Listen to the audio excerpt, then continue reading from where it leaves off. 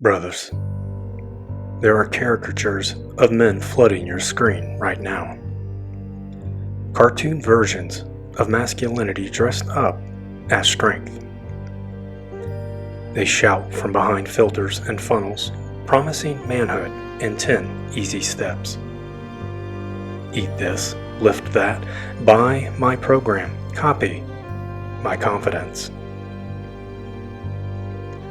They're not offering transformation, they're selling a costume, a character, a performance. And lost young men, starved of fathers, of struggle, of structure, cling to these images like lifeboats. Not because they're weak, but because they're hungry. Hungry for guidance, hungry for meaning, hungry for the presence of real men.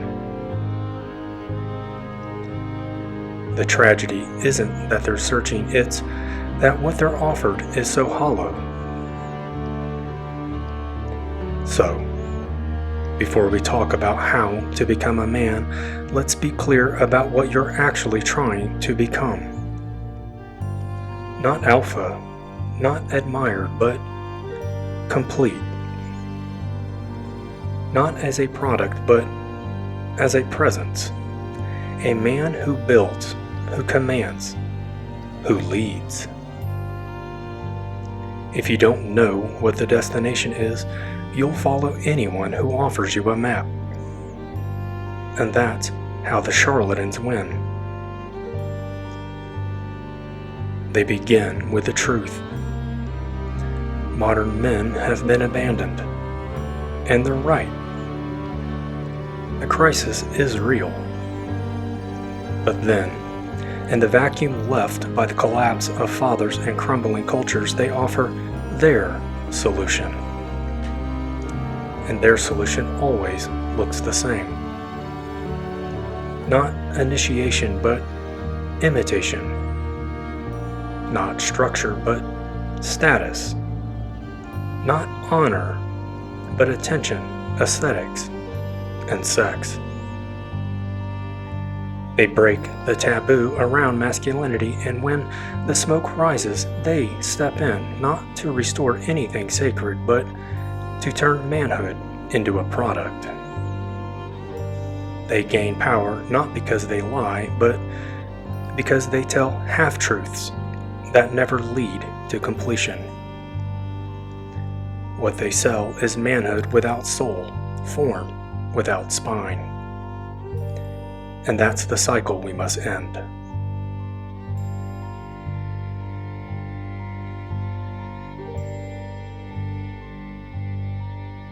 To see clearly, you must look higher. We don't just live in a fatherless society, we live in a godless one. Not in the sense of religion, but in the mythic sense. The Sky Father, the sovereign, the judge, the orderer, has been forgotten. And in his absence, we have not become free, we have become consumed. Consumed by the devouring mother, that ancient archetype of unchecked comfort, sameness, and control. It nurtures weakness, flattens hierarchy, shames power, and punishes sovereignty. It turns men into boys, tribes into herds, and nations into markets. This force doesn't oppose masculinity directly, it dissolves it. It replaces the dangerous father with the nurturing state.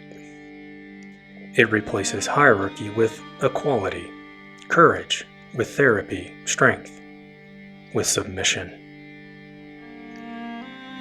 And it creates taboos.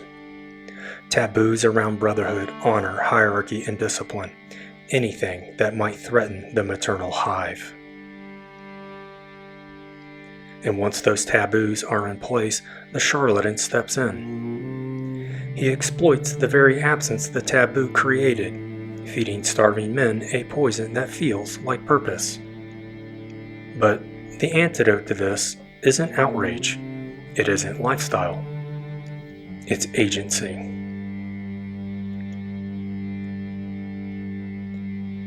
Agency is the capacity to act with force, responsibility, and direction.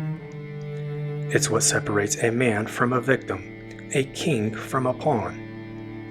It is not based on emotion, belief, or appearance. It is rooted in movement. The will to impose order, carry weight, and create consequences. Agency is not just a virtue. It is the foundation of masculine identity. Without it, there is no brotherhood, no tribe, no sovereignty, only drift. Most of us were never given it because our fathers were absent or passive. Our schools softened us. Our churches told us to kneel, not stand. Even our spiritual language is secondhand. Paganism is a label handed to us by those who erased us. It's not who we are. It's who we weren't, by their definition. We don't need new beliefs. We need to reclaim our identity. And that identity is not a trend. It is mythic, ancestral, and action-based. And it begins with the forging of agency.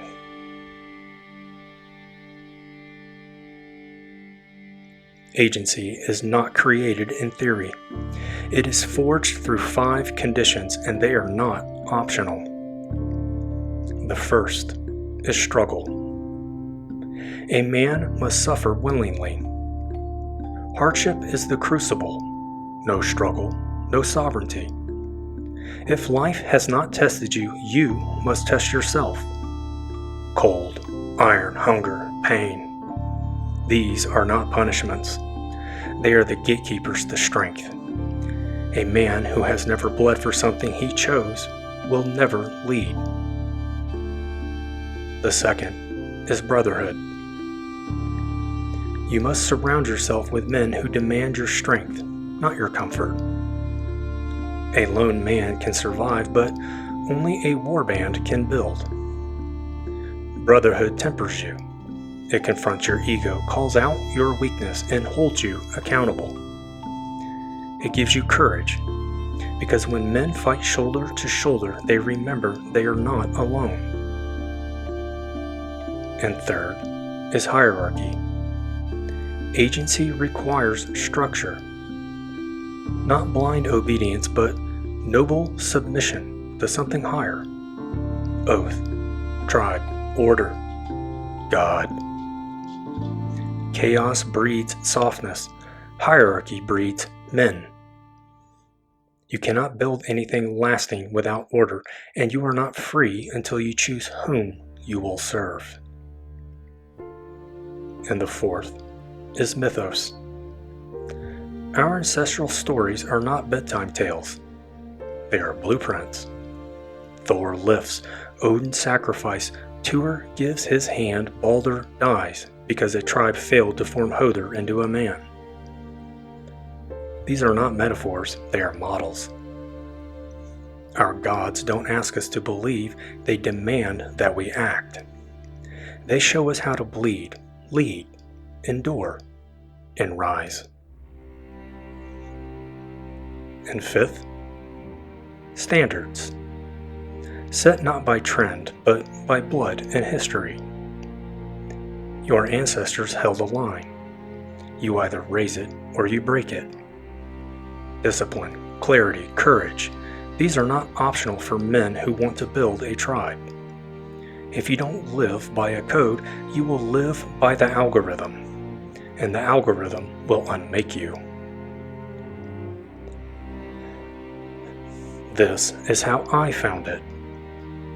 Not in books, not in theories.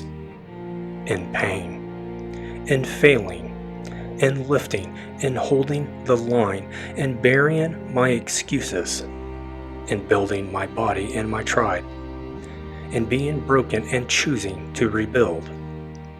and finally admitting that no one was coming to save me, and that it was good that no one did.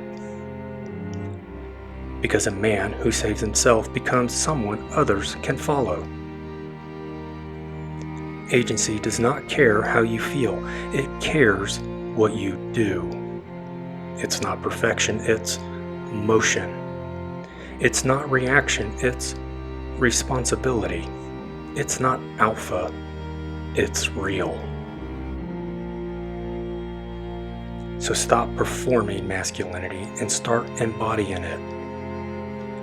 You don't need to find the perfect path. You need to take the next right step.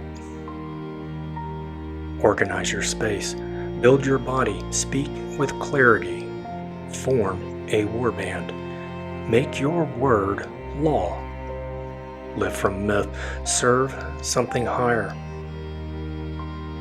None of that requires a guru. It requires a decision. The silence ends with you. The shame dies with you. The drift stops because you chose to plant your feet. That is the beginning of kingship, of tribe, of Europa. And if you are that man, then you are not alone anymore.